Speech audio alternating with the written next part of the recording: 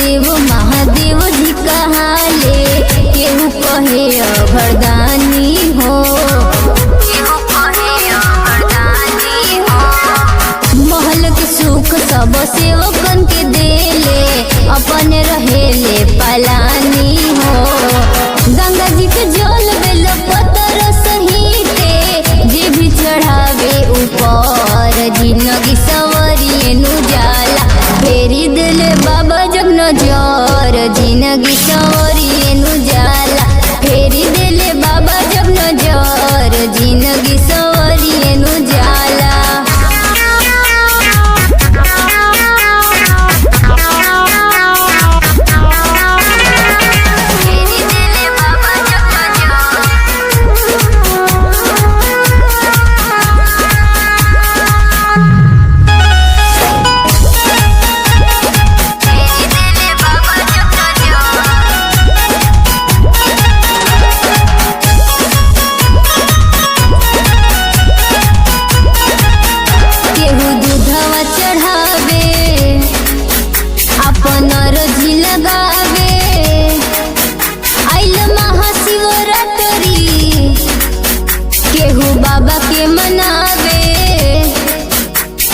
बाबा के मनावे केहू दूधवा चढ़ावे अपन रजी लगावे आइल महाशिवरात्रि केहू बाबा के मनावे।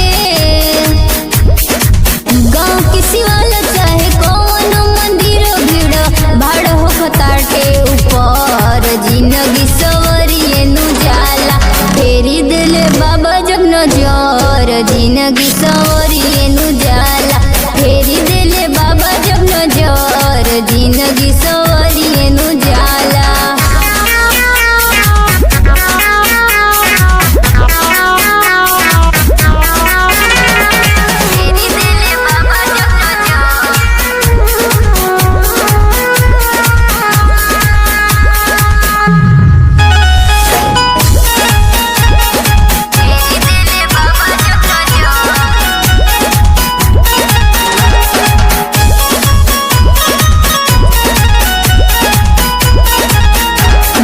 शरण में आई सब कुछ पाई जाई तनी खुश के बतिया जरा मान ले तो भाई